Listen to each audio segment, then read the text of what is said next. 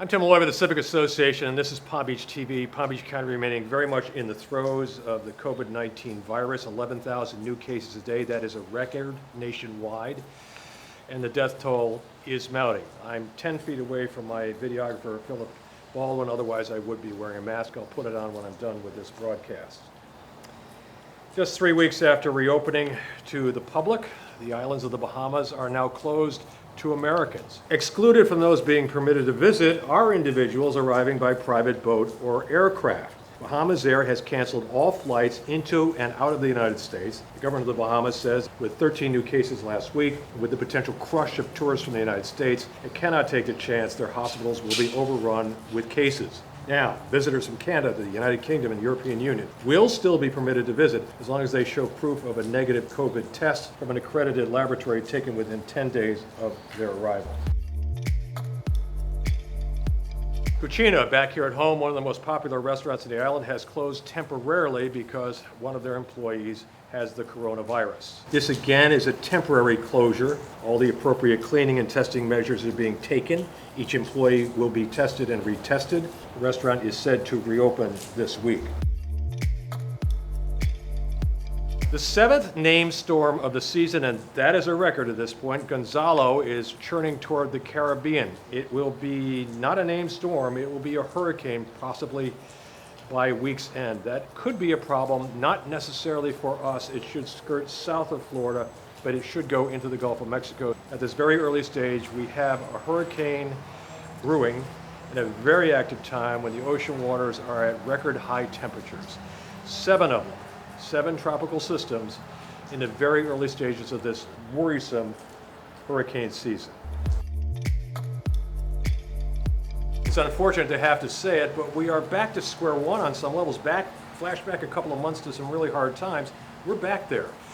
Questions are raised. Are there enough hospital beds? Are people bone weary of all this and not paying attention anymore? Wendy Rogers explores that now with someone who has some pretty dire warnings on it. Chief Donato, the numbers are up. They're scaring some of us, and a lot of us are concerned about the availability of hospital beds locally.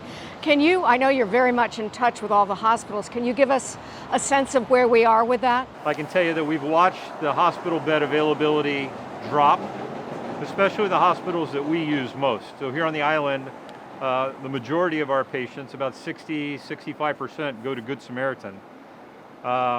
Good Samaritan Hospital has seen a decrease in hospital availability. As of today, they have 25 beds in the hospital, total hospital, available for use. And of those 25 beds, only 3 ICU beds. I can give you a little example today. We ran a call today for a suspected COVID patient. So we call that a med alert. That's our terminology. So our crews transported that patient to the hospital. And when they arrived at the hospital, they were told to get in line behind 4 other ambulances that were dropping off patients that were suspected of COVID at that time. And so there were 5 patients arriving at one time at one of our local hospitals for suspected COVID disease. When you have a small buffer, when you get 5 patients all at one time, that could have a big impact. So it's important that we keep that in mind. We don't want to exceed our hospital capacity. Ventilators aren't a concern today. It's more hospital beds and ICU beds. You have a concern that you've been sharing with us, something you're calling compliance fatigue. Can you explain that? Yeah, so I think we're seeing this compliance fatigue. It's just human nature. The longer something goes on, the less we're likely to stick with it. So the longer that this COVID disease is going on, and the longer that we're asked to comply with some rules to help protect ourselves and others, the less likely we are to want to comply with them. We begin to say, hey, nothing's happened to me over the last 3 months. Maybe I don't need to do this. That's completely false. It's completely false. It's like saying, I didn't get in an accident today, so I don't need to wear my seatbelt. We need to stay vigilant. We need to wear our masks. We need to wash our hands. We need to maintain some social distance. We need to do our best to avoid gathering in closed spaces and try and gather outside like we are today. If we do those things, we're going to beat this. Are we going to beat it much faster than if we don't? It's a terrible what if that is reverberating through the merchant community in the island of Palm Beach. What if we have to close down again? What if stores have to close? It is not being kicked around yet. It may never be. We hope not. But what if? I talked to some merchants. The artwork is pleasant enough, but it's just another of many tastefully papered over storefront windows in Palm Beach. Power One Fit on Point Siena, shuttered, and the sign on the door says it all. One local merchant says the number of Palm Beach stores closed temporarily or closed for good right now stands at 27. Though slower in the summer, Worth Avenue has always been a retail powerhouse, seemingly impervious to any economic shifts in shopping. But this is just so much different, and now some merchants, the ones who remain, and there are many, are deeply concerned of what a shutdown would do to their business, that it could be a death knell to some of them. On Royal Point Siena, Gentleman's Corner manager Maggie Seegers says orders from clients up north are a lifeline, but staying open in town is crucial. How many people come in off the street? Not a whole lot, right? Right now, absolutely not. We probably have 1 or 2 today. Yeah. It's to each their own of what they need to do, but I just don't understand the fact of not being able to work if you want to work. Yeah. Okay. That's my biggest thing. Because, I mean, everybody, we all got bills to pay. Yeah. And we can't pay them by staying at home. Yeah. Catherine Lewis has operated BB's Boutique, a pet store, for 15 years on a via off of Worth Avenue. Very popular, high-end. Good planning and local customers, she says, are keeping the business stable for now. I have a home office where I manufacture. So I've been lucky enough to survive, for sure. It's tough, but you know, we're kind of keeping a low profile, sort of, you know, we're careful with our life in general. Yeah. And I think we'll manage. Again, and this is to be very specific, there's no talk at all yet of closing down any merchants or any stores or restaurants, at least not yet. We all care about our environment. Some people care a great deal about our water, which is crucial. Wendy profiles a guy who's doing just that.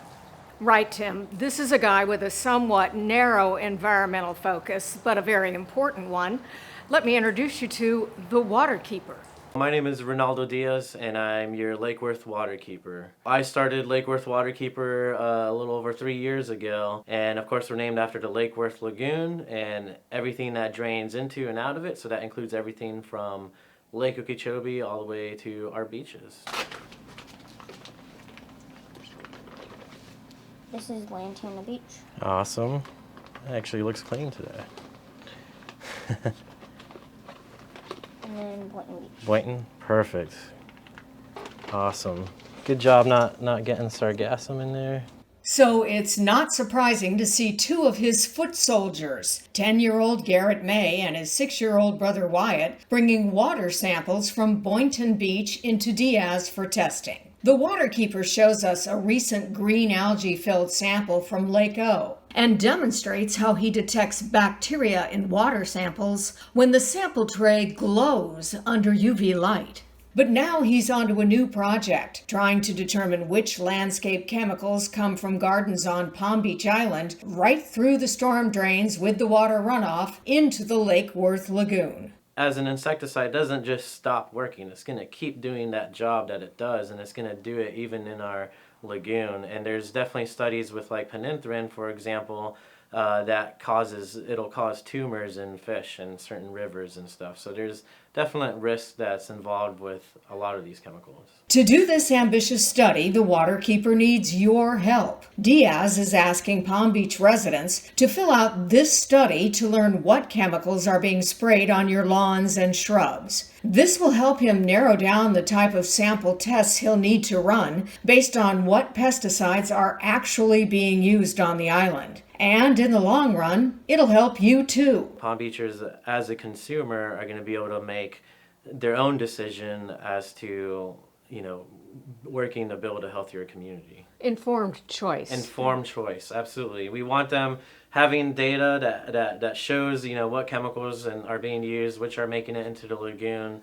Then Palm Beachers, as a consumer, they're going to be able to make their informed choice on what to do. Here's your link for the study.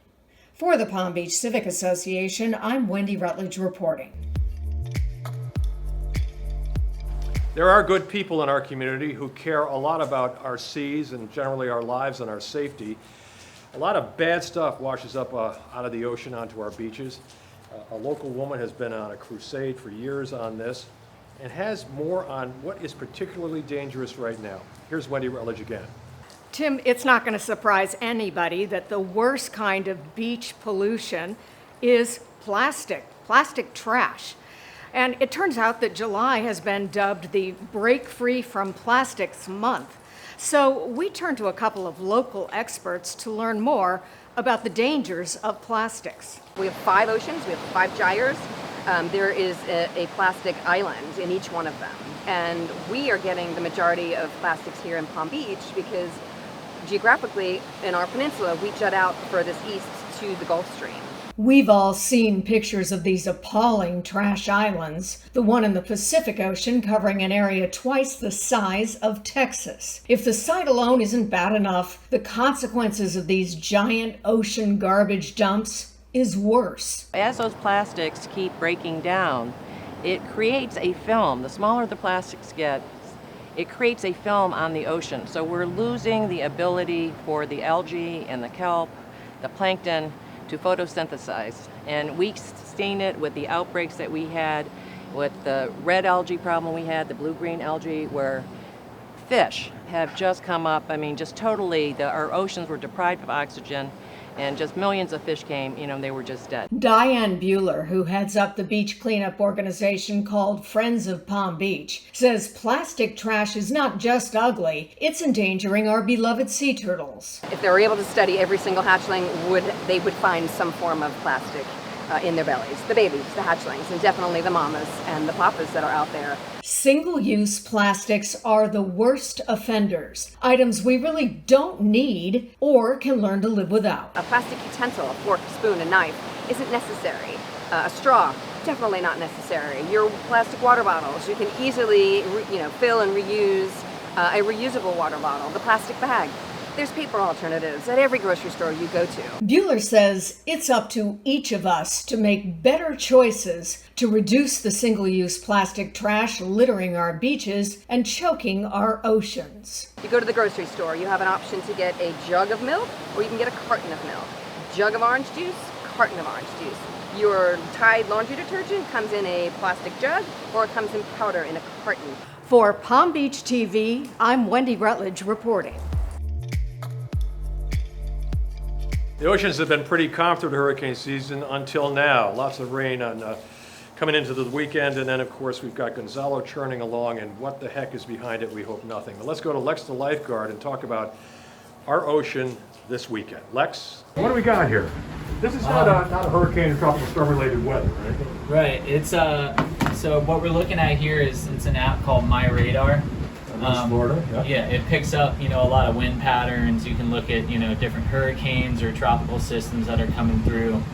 It's just a way that we kind of monitor thunderstorms and lightning and rain and all that stuff. Well, what is this that we have now? So this is just wind? Yeah, this is just like a big wind system. I believe it was a low pressure system that we had out there. It just got everything all spun up. Yeah. It created a huge fetch, and we just have this huge system of wind circulating out in the Atlantic.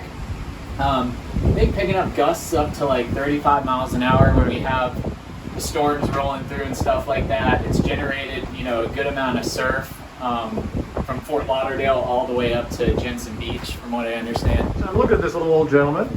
Probably a good swimmer out there. No riptide to worry about with this, you think? There is rips, but what we try to do is we try to keep people out of those areas. Like we have one here to the right of the tower. There's another one to the left of him. A riptide area? Yeah, rip current areas, yeah. But I mean, as long as what we try to do is we try to keep everybody in about like knee deep to like waist deep water, and just as long as they're not venturing out past that, I really don't like to let anybody go out there unless they have, you know, a craft, some kind of surfboard or a boogie board with fins or something like that, or they seem to be a strong swimmer. So, you know, here comes hurricane season, 7 systems. You can feel it winding up. You spend your life here. Yeah. What's next? We got Gonzalo going south. That's not going to do anything to us? No, it looks like about 3 days from now on the 28th, they're putting him right underneath Jamaica, right there in the Caribbean. Okay. He might blast through, like, you know, Puerto Rico and all those islands down there, but, you know, fingers crossed that they don't get too much damage. Yeah. But after that, I think it looks like there's another possible depression forming out there in the East Atlantic, and we're just going to have to keep our eyes on it, because, I mean, it is nearing that time of year where we start to see more and more storms developing. All right, well, final thing, the surfers will be surfing this weekend or not? Yeah, people will be surfing, but we've been surfing the last like 3 or 4 days. We got some guys up on the north end of the beach. We've had some people paddling out down where Charlie's Crab used to be, and for the most part, you know, we're just looking forward to the wind keeping up so we can keep surfing. All right, good job. Talk to you soon. All right, thanks. I'm Tim Malloy with the Civic Association for Palm Beach TV, where membership matters. If you are a member, we hope you'll stick with us. If you aren't, we sure love it if you join us. We have a lot of important information for you, especially during the COVID-19 crisis. And here we go with hurricane season. So be safe. We'll see you soon, and we leave you with our beautiful and tranquil ocean shot by Sue Patterson.